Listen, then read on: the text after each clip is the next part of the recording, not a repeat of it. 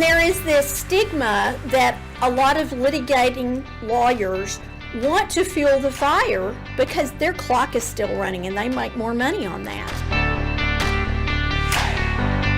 One of the great things about being a collaborative divorce attorney is getting to work with other fabulous divorce attorneys who are also committed to helping families find resolution in non-traditional, non-litigation ways. It is such a privilege for me today to get to welcome Camille Milner. Camille is the owner of Camille Milner Law Firm, which is located in Denton, and she practices in the Denton and surrounding counties. Camille, thank you so much for taking time to come and talk with me today about collaborative divorce. Thank you for having me, Jennifer.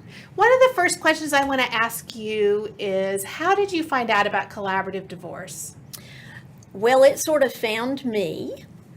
I have been doing this for about 36 years. Didn't start out in family law, but eventually family law found me because there were people that needed what seemed to be my skill set. But all the years that I did family law, until collaborative came, it was basically a court system. And every single time I took a family to court and had their division through the court system, I had this feeling that court is not a good fit for a family divorce or any sort of a family law resolution of a case. How did you learn about collaborative divorce? Well, Stu Webb, the man that created it, came to Denton to do a training in 99. And I had not yet taken the board certification test, so I wasn't invited, but I heard about it. And I got my dander up, and so the next year I took that board certification test to become board certified in family law because I wasn't ever going to be left out from under the tent again. And as soon as I dug in and learned more about collaborative law, it was as if it were a kid glove that had been cut by a pattern and sewn just for me. It had been what I had been looking for my entire life. A way to work through the legal system, but have a heart for what the emotional side is that families and their children are going through. And collaborative is a perfect fit for that. One of the things I know that we love about collaborative divorce is its focus on helping families find resolution instead of exacerbating the problems. Right. You belong to a practice group, is that right? I do. It's the Collaborative Divorce Denton County Practice Group. In fact, you brought a book that the group has put together. It's a tremendous resource on helping families in the divorce process. Yes. What do you find to be the biggest benefit for your clients who choose to go through the collaborative divorce process? Well, that could be a really long all-day conversation, which is, by the way, one of my frustrations, because when people drive down I-35 to Dallas, they'll see a billboard that is bankruptcy, divorce, or DWI, and that has a brand that they immediately know. Collaborative divorce is a longer conversation, and the benefits are limitless. By way of example, I'll tell you about a family in just a few minutes, but one of the primary benefits is privacy. One of the other benefits is control. And really my favorite, the others are very important, but my favorite, because I've got a couple of cases right now that weren't opted in for collaborative, and I get, for 36 years, very impatient with the inefficiency. In a collaborative case, you have neutral professionals in addition to each side having their own lawyer. And with the collaborative professional that deals with the communication and the family issues, this is somebody that has at least a master's degree and licensure from the state of Texas to be a mental health professional.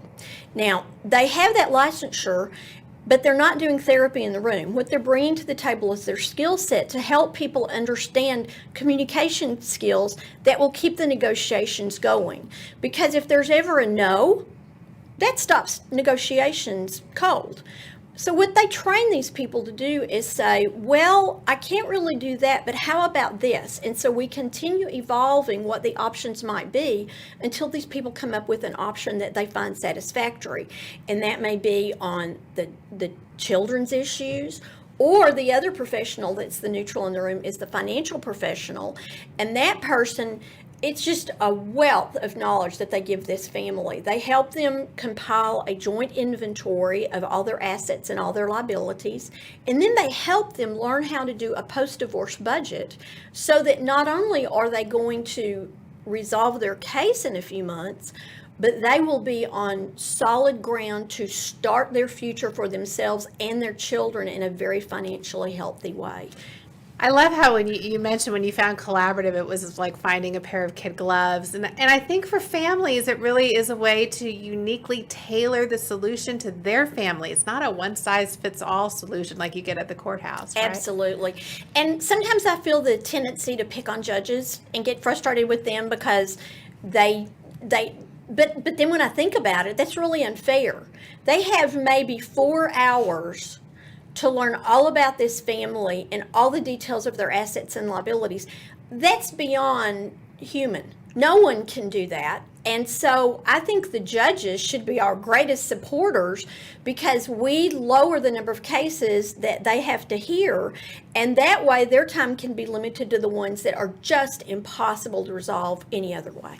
So often one of the great benefits of collaborative really comes after the collaborative divorce case is over too, because we don't have to keep going back to take up the judge's time. Another reason the judges should be supporting it, right? What I have found, and Austin does this a little bit different than the North Texas area, but in the North Texas area, we don't even usually have to have the client sign a collaborative agreement, a settlement agreement like a mediation agreement, because by the time they get to the point that they're ready to say we're good, they have worked through all the options and all the possible consequences of each of those options to where they may come back in a couple of weeks after they've reached an agreement, after we've done the decree, and they may want to tweak a couple of little things, but it's usually a durable agreement that will last often till the kids are grown and then beyond. And if I can just add that one piece, one of the things that some of our collaborative clients do is send a letter to extended family and friends and say, we want you all to know we are still a family. We're working through this as adults and together with compassion and respect. And we don't want you to ever feel like you have to take a side. Please don't ever say anything bad about the other person to anybody or to us or to our children, certainly not in the presence of our children.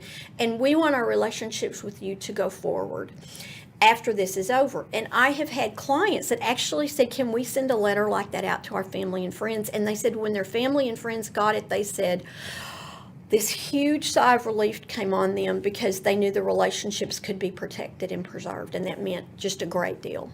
It is so important, especially for the children and the extended family and cousins and aunts and uncles. I know how important that is. Because they're going to have times that they have to get together, whether it's weddings, receptions for engagements, graduations, and sadly even funerals. And I know of one family who was so estranged, it was obviously not a collaborative divorce, and when their child was killed in a car wreck, the mother's house was where everybody gathered, and the father's family and the father were put out on the patio. They weren't even allowed to come into the house. And I mean, that's just heartbreaking. And of course, that family will never be reconciled. Never. And it's going to be for generations that those kids have been wounded and scarred by that. You know, you raise an interesting point because one of the things that we know is how a contentious divorce impacts not just the parents going through the divorce, but it does carry on in the children, and it will impact their ideas about marriage and family and their ability to have successful relationships in the future.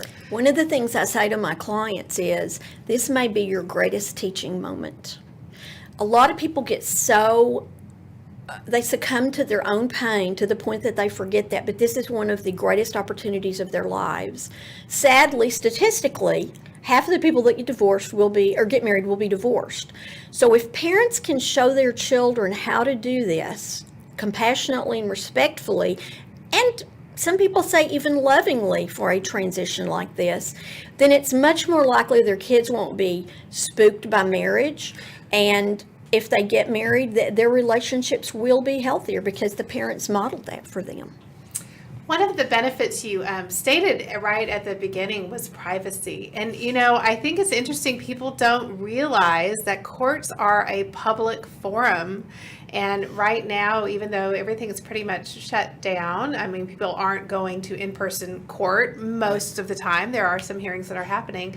The cases are being broadcast on YouTube. It's crazy. Yeah, there is no privacy, and it's worse now than ever.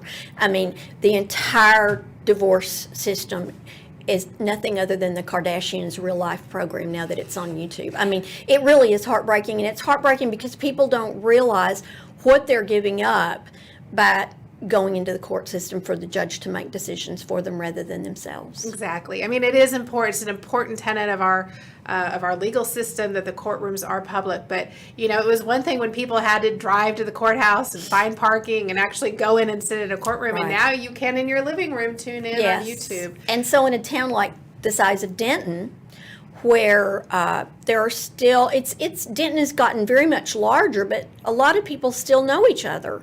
And so any way that your dirty laundry is thrown out in court, the public can know. And I mean, your children may know. They may hear about it at school from their friends who heard about it from their parents.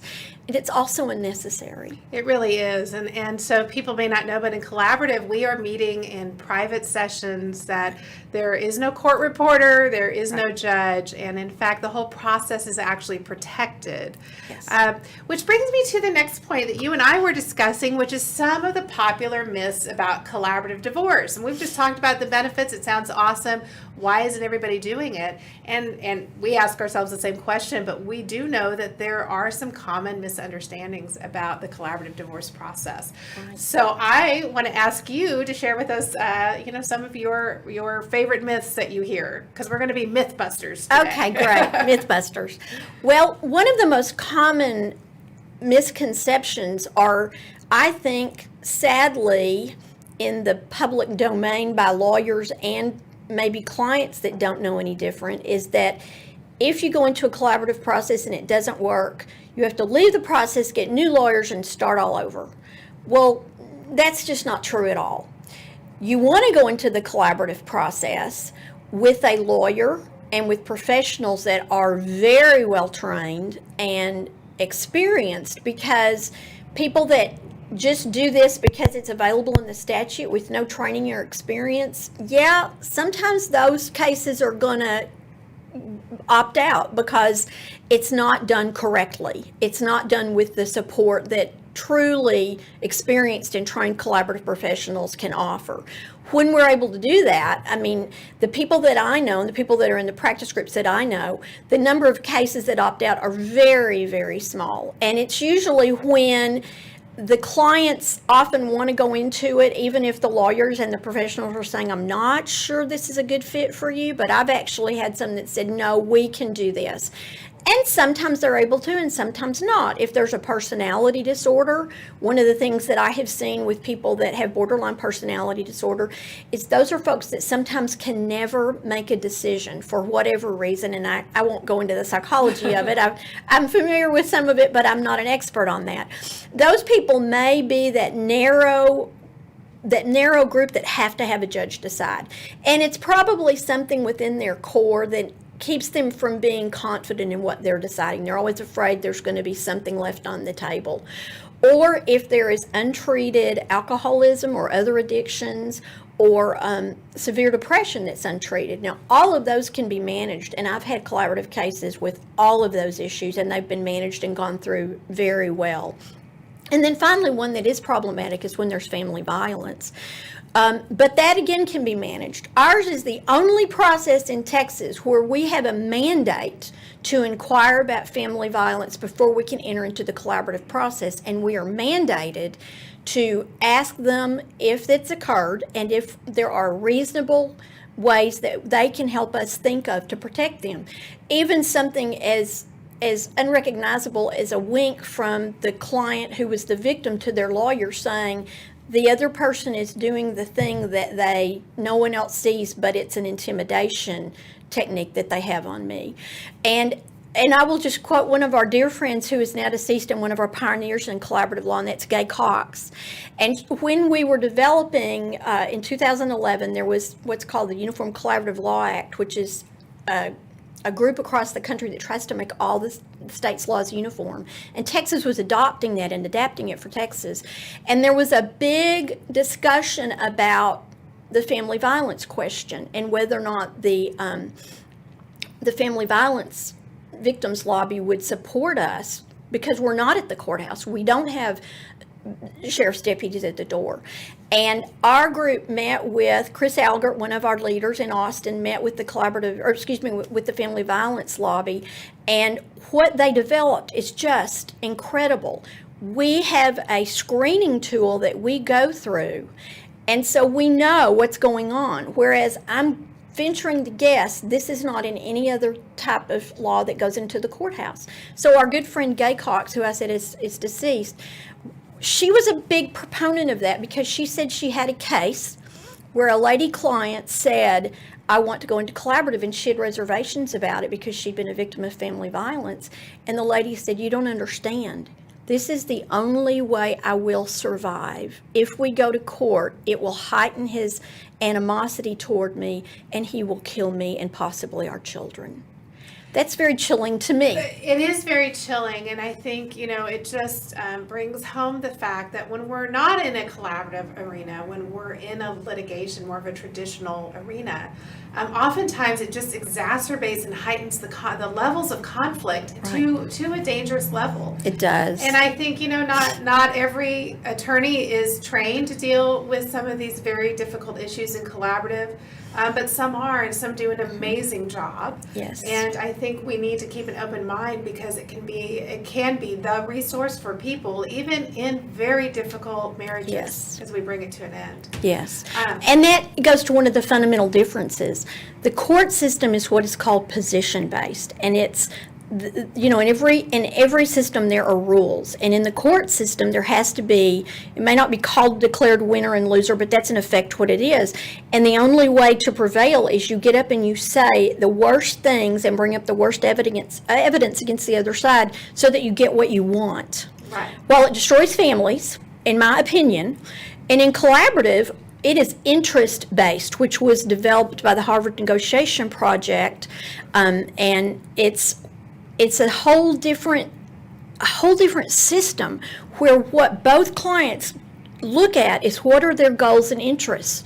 And somehow, when we work together, we seem to be able to meet almost all their goals and interests. They may be adjusted a little bit, but at the end of the day, no one's going to leave a collaborative meeting or collaborative case without an agreement, because if they don't agree, they don't have to stay in it. So they've got ultimate control, and it's just a function of their creativity and their willingness to continue looking and thinking and listening and talking. I think the question I always ask is, what do you want your focus to be? Do you want it to be on the past and all the bad things that were done where you both try and smear each other, or do you want your focus to be on building your future? Yes. Right? Yes. Okay, so you said that the myth is that you have to withdraw, or you have to, if it doesn't settle, then the whole process just goes out the window. There is a truth in that, and we can talk, I think it is important to talk about that parties in collaborative, they don't get to threaten to just go down to the courthouse. Right. We all make a commitment. Right. The parties and the attorneys and the other professionals, that we are here to help them resolve it in the collaborative process. And what is that really designed to do? Why do we make that commitment? Well, it's a couple of different things. I'm going to date myself when I talk about LA Law, the program from the 80s, where it was That's why I went to law school. because of Arnie Becker in LA Law. And there is this stigma that a lot of litigating lawyers want to fuel the fire because their clock is still running and they make more money on that. I personally don't think family lawyers have ever been that way, but there is that stigma. And so what the collaborative process, by having that disqualification provision in there, does is it takes that incentive away from keeping the fire going. If we if we start threatening and end the collaborative case, we lose our jobs. And if we are trained in how to help them problem solve and resolve their issues without court, there's not any reason why that should happen. So the clients are not allowed to threaten to go to court or to go to court for anything, and the lawyers are not. And so what that ends up meaning is that sometimes when things, and what really I'm not going to say amuses me, but I find interesting is a lot of even our colleagues and judges think this is just a tea party where we sit around and nicey nice and kumbaya. This is very difficult work. Emotions get heightened. But what happens is because we have a trained mental health professional in the room who is a communications expert, they're there and help us manage those emotions, because you're always going to have emotions. And when people get shot, it's because those emotions have just been like a volcano, whereas they can be managed. And so what happens in the collaborative process is sometimes when we're doing this really hard work, because these are difficult questions, we have to take a break. And it may be 5 minutes, maybe 15, maybe a day, maybe a week. But inevitably, when we take that break, everybody sort of decompresses, calms down, and then we come back with a fresh mind, and we're able to work through those difficult questions with a fresh start. And it almost always works. It does. So it is true that the lawyers have to resign if the parties, in the unlikely event, and it is unlikely. I mean, I think the odds are, that the case will end up settling. Right. But the lawyers do have to resign if the parties ultimately decide to go to litigation. And the other reason for that is so that nothing that they have heard in the joint meetings can then be used against the other party. You want everybody to feel free to speak their truth, their heart, and know that it will be like in a mediation, that no one will ever be able to use that against them later on. So that collaborative commitment does two things. It makes sure everybody's invested in the process, and it also protects the clients and the integrity of the process and what they're going through, because we do ask them to come to the table with full disclosure.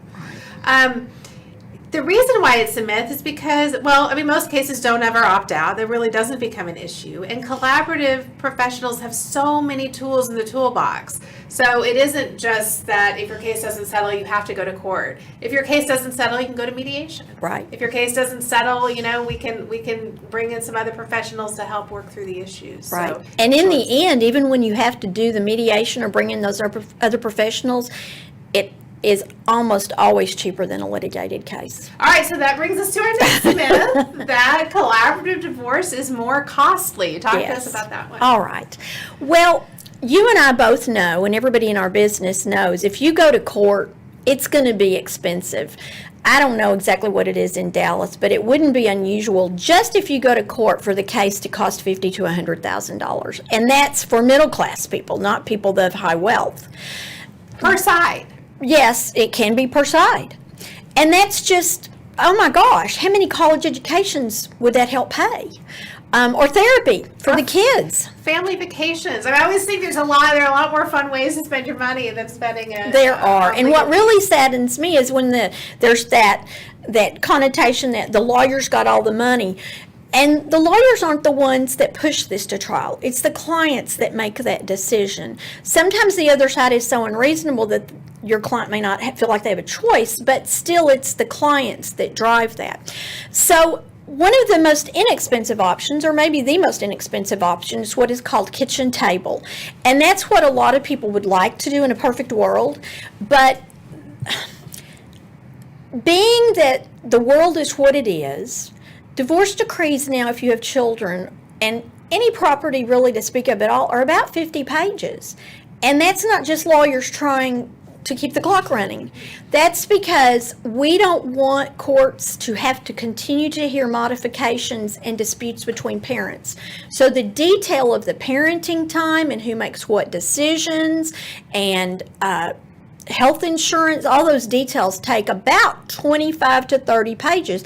And that's all so that the clients will never have to darken the door of the courthouse again. We try to make it as specific as we can. So if you've got kids, it's very difficult to do a kitchen table agreement because people just, I don't know how to replace a toilet.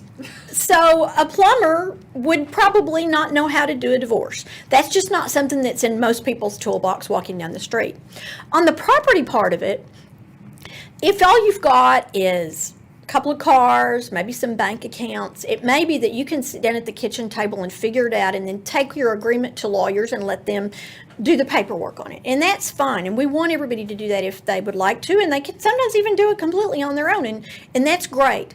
But one of the things that I have seen that's so troubling is people get in the quicksand of their property agreements and they don't realize the complexity of it. For the best example I can think of is in most middle to upper class people's lives now, their largest asset may be their retirement. Well, we have a whole expert named Rachel Paralisi, who is in the North Dallas area, that has spent 20 years working in benefits and has not only a law degree, but a Master of Laws degree in benefits. And what she mines and uncovers that are the distinctions we need to put in decrees so that people are getting what they think they're getting it's amazing. I'm always just dazzled by her. And I know that a lot of lawyers that don't do collaborative work, they kind of use a wide brush on the biggest assets, and 20 years down the road, that can be a problem. And Exactly. selling their house, if they're doing that and they don't set up in the decree, who's going to pay the bills while it's selling? Who's going to set the price? Who's going to pay for the repairs while it's selling? Again, all that can cause conflict later on down the road, for which they will have to seek court intervention and additional cost. So what we do in the collaborative process is we have these two neutral professionals and we have an organizational meeting, and then we send them off with those two neutrals, and very often they come back with the inventory that we talked about in budgets, and then the parenting plan already pretty much agreed to because they've worked with them off what we call offline. And then we come back together and we iron out the details. And is it going to be $2,500? No, but is it going to be a very great value to this family in so many ways beyond just the money? And one of my favorite financial professionals, Steve Walker, sometimes says, people don't think nowadays, they don't give a second thought to going and spending $20,000 to $25,000 on a car. It's giving you security, your safe transportation, reliable transportation. And so when we think about if a collaborative case with all these bells and whistles for both sides together cost $20,000 to $25,000, but it resolved everything, you felt you never had to go back to court, and your kids are in good shape, and your extended family's in good shape, and you're in good shape, wow, that's a pretty good return on that investment. I love that. That is great. What I'm thinking in my head as you're talking through that is the minefield of issues that people don't even know exist, like taxes and, how do you tax effect? And the thing is, they don't need to know all of that. They're not supposed to have a law degree in the process. But when you're working with a team of advisors, you really get to explore all of those issues in a constructive way. And sometimes between Rachel and Steve, for example, they bring up things just like what you're saying that might be issues in the finances or the retirement that the lawyers might not even think of, because it may be a very specified issue or specific issue that only they, because they've happened to see it in another case, bring up. And that may open up a whole new set of possibilities that will help this set of clients. That's great. One more issue that I thought of was the fact that we kind of talked about this a little bit already, but that, collaborative is a kumbaya session, that it's, nice people do collaborative divorce. I can't do collaborative divorce because, I hate my spouse or whatever. And the truth is that it's a conflict resolution process, right? If you didn't have conflict, you would do the kitchen table divorce, and it would be great. Right. What is your experience in working with people who, maybe don't see eye to eye in the process and don't trust each other? I, after doing this for 36 years, feel that the collaborative process, especially in the financial part, has even more integrity than litigation, and here's why. In litigation, we have something called discovery, and that's, people know about depositions, a host of written questions, and document gathering is sent out. And frankly, because you're on opposite sides, to be honest, part of the deal is you hide the ball when you can. At least there's people we know that do that. You and I don't think, but there's people we know that do that. In the collaborative process, because you have a neutral financial professional and these parties give them all the documents, those financial professionals, if there's a hole in it by inadvertence or just overlooking it, they know the traps to run, and so we can bring all the documents together. And nowadays, unless somebody's got an offshore something or other or cash buried in the backyard, there's a paper trail. And so everyone can feel that there hasn't been any hiding the ball because everyone has sworn to do full disclosure.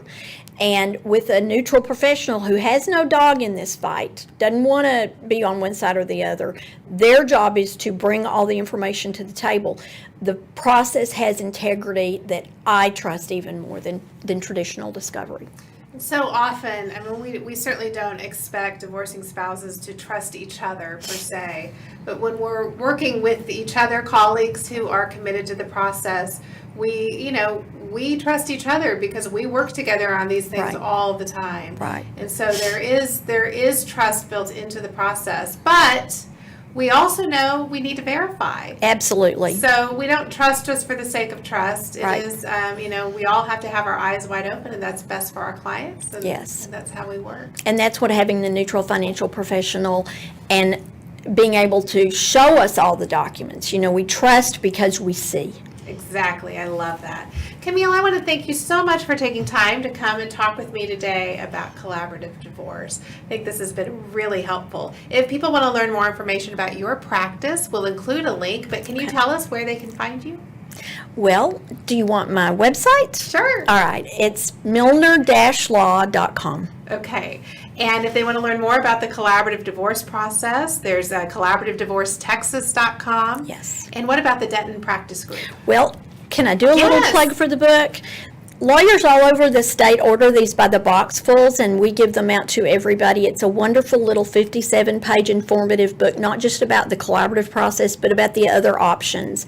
And because it's only 57 pages, it gives a thorough understanding to clients about what their options are. And it's not so long that it's overwhelming for clients that are in a really distressed period in their lives. So I didn't touch it. I haven't written this, and so I feel like I can brag on it all day long, and clients love it. And so if anybody would be interested in that, it's available on Amazon. And it's $10, you said. For $10, you get 57 pages of important information about Yes. interests in the collaborative process. That's right. Excellent. Thank you so much. Thank you, Jennifer.